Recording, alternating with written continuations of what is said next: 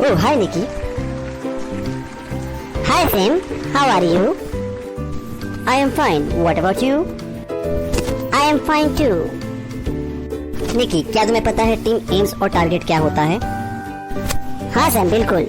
आज मैं तुम्हें टीम एम्स और टारगेट दोनों बताऊंगी। ठीक है निकी, मैं साइड में बैठ के सुनता हूँ। आज हम सबसे पहले सीखेंगे गोल। गोल क्या होता है? गोल एक परिणाम है जिसे हम अचीव करना चाहते हैं, जिसे हम प्राप्त करना चाहते हैं। साधारण शब्दों में कहें, गोल हमारा वह लक्ष्य होता है जिसे हम अपने जीवन काल में प्राप्त करना चाहते हैं और उसके लिए निरंतर प्रयास करते हैं। निकी, फिर गोल और एम में क्या अंतर होता है? यह तुमने बहुत ही अच्छा सवाल पूछा सैम। गोल हमारा वह उद्देश्य है जो हम निर्धारित समय के अंदर ही प्राप्त करना चाहते हैं, और एम जिस गोल को हम प्राप्त करना चाहते हैं वही हमारा एम होता है। ओके निकी, फिर ये बताओ कि गोल कितने प्रकार के होते हैं? बहुत ही अच्छा सवाल सैम। गोल दो प्रकार के होते हैं, शॉर्ट टर्म गोल और long term goal. Short term goal यानी जो हम थोड़े समय के लिए और थोड़े समय में प्राप्त कर लेते हैं वो होते हैं शॉर्ट टर्म गोल्स, और लॉन्ग टर्म गोल्स जो हम लंबे समय के लिए जिसकी योजना बनाते हैं और उसे प्राप्त करते हैं वो होते हैं लॉन्ग टर्म गोल्स। चलो लक्ष्य के बारे में और जानते हैं। लक्ष्य भविष्य के लिए एक विचार है जो किसी व्यक्ति या कंपनी की किसी विशेष समय सीमा में प्राप्त करने की योजना है। लक्ष्य जीवन के हर पहलू का एक महत्वपूर्ण हिस्सा होता है। जीवन में लक्ष्य के बिना जीवन अधूरा हो जाता है। लक्ष्य आपको अपने काम में पूरी तरह से सक्रिय बनाते हैं और आपको अपने पैशन को आगे बढ़ाने में मदद करते हैं। किसी भी कार्य से पहले या कोई भी कार्य शुरू करने से पहले उसका लक्ष्य निर्धारित करना अति आवश्यक होता है। एक योजना की सफलता उसके लक्ष्य पर काफी निर्भर करती है। अच्छा निकी, ये बताओ कि टीम में लक्ष्य का क्या रोल होता है? यह तुमने बहुत ही अच्छा सवाल पूछा सैम। टीम में अगर लक्ष्य हो और टीम के सारे मेंबर्स अपने लक्ष्य को पहचानते हो, जानते हो, तो वे प्रभावी ढंग से काम करने के लिए प्रेरित होते हैं। अच्छा निकी, ये बताओ गोल या लक्ष्य की मुख्य विशेषताएं क्या है? यह तुमने बहुत ही अच्छा सवाल पूछा सैम। लक्ष्य की मुख्य विशेषता यही है कि वह टीम को एक रोड मैप तैयार करके देते हैं जिससे वह अपनी क्षमताओं और दक्षता को बढ़ा सकते हैं और समस्याएं आने पर उनका निवारण कर सकते हैं। अपनी योजनाओं को क्रियान्वित करके उनको बेहतर ढंग से उन्हें संचालन करने में उनकी मदद करते हैं। अच्छा निकी, ये बताओ कि गोल्स हमारे कैसे होने चाहिए? गोल्स हमेशा स्मार्ट गोल्स होने चाहिए। S for specific, M for measurable, A for achievable, R for realistic, T for time bound। इसे कैसे समझा जाए? बहुत ही अच्छा सवाल पूछा तुमने सैम। स्मार्ट गोल्स को समझने के लिए उसके एक्रोनिम्स को समझना होगा। स्मार्ट यानी S stand for specific. Specific यानी हमारा गोल स्पष्ट परिभाषित होना चाहिए। दूसरा मेजरेबल यानी हमारा गोल मेजरेबल होना चाहिए, मापने योग्य होना चाहिए। तीसरा हमारा गोल अचीवेबल। अचीवेबल यानी प्राप्त करने योग्य होना चाहिए, वह असंभव नहीं होना चाहिए। उसके बाद आता है रियलिस्टिक यानी यथार्थवादी। हमारा गोल पहुंच के भीतर होना चाहिए, यथार्थ होना चाहिए, उसका एग्जिस्टेंस होना चाहिए। ठीक है। उसके बाद आता है टाइम बाउंड। टाइम बाउंड यानी एक निर्धारित समय सीमा होनी चाहिए हमारे गोल को प्राप्त करने के लिए। चलिए अब टीम टारगेट के बारे में जानते हैं। टीम टारगेट कंपनी द्वारा निर्धारित किया गया लक्ष्य होता है जिसे टीम को पूरा करना होता है, टीम के सदस्यों को पूरा करना होता है। उदाहरण के लिए हम ले सकते हैं किसी बीमा एजेंट का।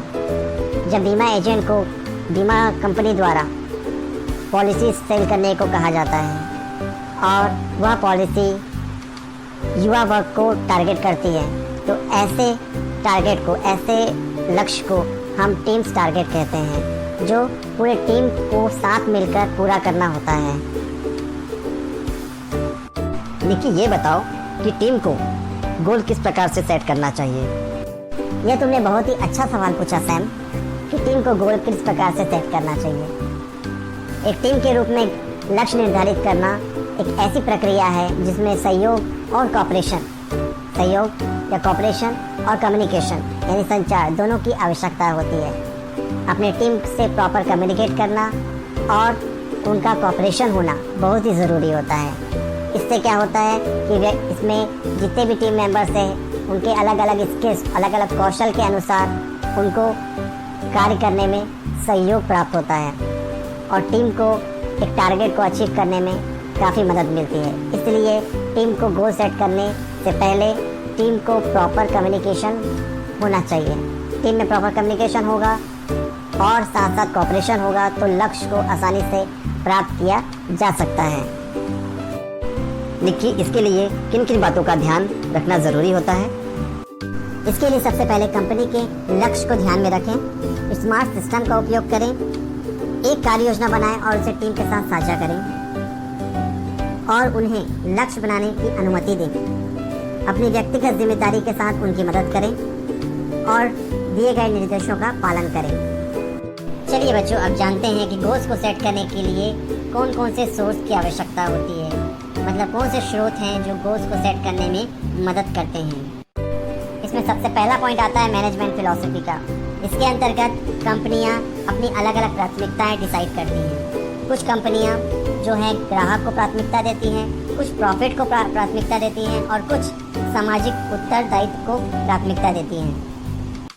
इसमें दूसरा पॉइंट आता है बच्चों, ग्राहक की आवश्यकता और प्रतिक्रिया यानी फीडबैक। ग्राहकों की आवश्यकता और प्रतिक्रिया के आधार पर कंपनियां अपने लक्ष्य को निर्धारित कर सकती हैं। उदाहरण के लिए कंपनी ग्राहकों की प्रतिक्रिया के आधार पर 48 घंटे के भीतर शिकायतों को हल करने के लिए एक लक्ष्य तय कर सकती है।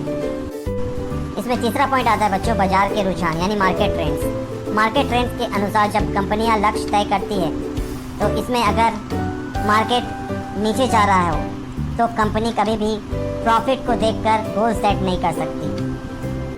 बच्चों, चौथा पॉइंट है प्रतियोगी यानी कॉम्पिटिटर्स।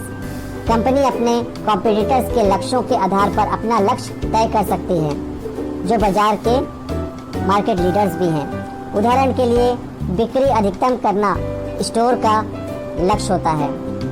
गुणवत्ता नीति, गुणवत्ता मानकों को कंपनी द्वारा अपनाया जाता है जो उसके लक्ष्य निर्धारण को अत्यधिक प्रभावित करते हैं। अच्छा निक्की, ये बताओ कि टीम के सक्सेस के लिए टीम मैनेजर और टीम लीडर या कलीग की क्या रोल्स और रिस्पॉन्सिबिलिटीज होनी चाहिए? यह तुमने बहुत ही अच्छा सवाल पूछा सैम। आइए जानते हैं टीम मैनेजर की क्या रोल्स और रिस्पॉन्सिबिलिटीज होनी चाहिए। पहला, टीम को मैनेज करना, टीम को इंकरेज करना अपने कार्य को कंप्लीट करने के लिए। दूसरा, managing inventory control, inventory control करना। अब जो स्टॉक आपके गोडाउन में रखा हुआ है उसके लेवल को चेक करते रहना। तीसरा, अब जो प्रॉफिट्स हैं, लॉस है, उसकी बराबर रिकॉर्ड एक सॉफ्टवेयर के रूप में साथ में रखना लोड करके। चौथा, फ्यूचर प्लानिंग करना, जो आपके कॉम्पिटिटर्स हैं उसके बारे में जानना, वो क्या कर रहे हैं, वो कौन सी स्ट्रेटजीज अपना रहे हैं और आपको अपने उसके अकॉर्डिंग अपनी स्ट्रेटजीज बनानी चाहिए और उसके अकॉर्डिंग अपनी योजना बनाकर सेल करना चाहिए। तो ये सारी रिस्पॉन्सिबिलिटीज होती हैं एक टीम मैनेजर की। Oh that's great Nikki. Nikki, ये बताओ कि टीम के हौसले को कैसे बढ़ाया जाए? यह तुमने बहुत ही अच्छा सवाल पूछा सैम कि टीम मैनेजर टीम के मोरल को कैसे इंकरेज कर सकता है। तो सबसे पहली चीज़ आती है कम्युनिकेशन। टीम के साथ अच्छा कम्युनिकेशन होना बहुत ज़रूरी होता है टीम मैनेजर का। दूसरा, उनके वर्क को, उनके एक्टिविटीज़ को क्लोजली मॉनिटर करना, ऑब्जर्व करते रहना। तीसरा होता है रोल्स और रिस्पॉन्सिबिलिटीज़ उन्हें प्रदान करना। चौथा, उनके काम की तारीफ करना, उनके उपलब्धियों को सम्मानित करना। ये भी एक टीम मैनेजर की महत्वपूर्ण रिस्पॉन्सिबिलिटी है और इससे टीम को इंकरेजमेंट मिलता है। ठीक है। और नेक्स्ट चीज़ है कि टीम को एक दूसरे के साथ मिलकर काम करने के लिए प्रेरित करना। अच्छा निक्की, ये बताओ कि टीम मेंबर्स अपने कार्य स्तर पर टेंशन को किस प्रकार से रिमूव कर सकते हैं? ये तुमने बहुत ही अच्छा सवाल किया सैम। कार्यस्थल पर टेंशन, स्ट्रेस होना आम बात है, लेकिन इसे किस तरीके से दूर किया जाए आइए जानते हैं। सबसे पहले कार्यस्थल का अच्छा वातावरण होना अति आवश्यक है, जिससे काम करने के लिए आपको प्रेरणा मिलती है, एक दूसरे को देखकर आपको काम करने की इच्छा होती है। दूसरा, आपके हेल्थ और सेफ्टी का विशेष ध्यान रखना, ये बहुत ही ज़रूरी होता है कि आप जहाँ कार्य कर रहे हो वहाँ आपकी सेफ्टी, आपकी सुरक्षा का विशेष ध्यान रखा जाए और आपके हेल्थ का विशेष ध्यान रखा जाए। तीसरी और सबसे इम्पोर्टेंट चीज़ है फ्लेक्सी टाइम आवर्स, यानी समय की कोई पाबंदी न होना। यानी जब आपका कार्य पूर्ण हो जाए और आपको ज़रूरत पड़े जाने की, घर जाने की, तो वहाँ पर टाइम की फ्लेक्सिबिलिटी होनी चाहिए कि आप उसके अपने अकॉर्डिंग उसको मैनेज कर पाएँ। That's great Nikki. निक्की, ये बताओ कि टीम फीडबैक क्या होता है और उसकी क्या विशेषता है? यह तुमने बहुत ही अच्छा सवाल किया सैम। टीम की प्रतिक्रिया यानी टीम फीडबैक। जब कंपनी के द्वारा दिए गए कार्य को जब टीम मेंबर्स पूर्ण कर लेते हैं तो कंपनी उनसे फीडबैक लेती है, उनकी प्रतिक्रियाएं लेती है कि वे क्या सोचते हैं इस कार्य के बारे में और उनको इस कार्य के दौरान किन किन कठिनाइयों का सामना करना पड़ा, इस कार्य की पूर्ति के लिए उन्होंने क्या क्या स्ट्रेटजीज अपनाई, वो सारी चीज़ों का लेखा जोखा वो फीडबैक में ले लेते हैं। इससे कंपनी के पास जानकारी आ जाती है और उनके पास इंफॉर्मेशन हो जाता है ताकि वो आने वाले समय में अपने टास्क में वो चेंजेस कर सकें और उसको उस तरीके से फिजिबल बना सकें ताकि वो टीम मेंबर्स के लिए वो पॉसिबल हो, फिजिबल हो। दैट्स ग्रेट निकी। निकी ये बताओ कि टीम फीडबैक क्यों ज़रूरी होते हैं? ये तुमने बहुत ही अच्छा सवाल किया सैम। टीम फीडबैक इसलिए ज़रूरी है, इसे समझने के लिए हम उदाहरण लेते हैं। एक दुकानदार के पास एक ग्राहक सामान लेने आता है। सामान लेने के बाद दुकानदार ग्राहक से उसका फीडबैक लेता है, उसकी प्रतिक्रियाएं लेता है। उस प्रतिक्रियाएं में उसके प्रेफरेंस के बारे में, उसकी नीड्स के बारे में, उसकी ज़रूरतों के बारे में वो सारी जानकारी ग्राहक से लेता है ताकि इससे उसे अपने दुकान को और बेहतर करने में मदद मिल सके।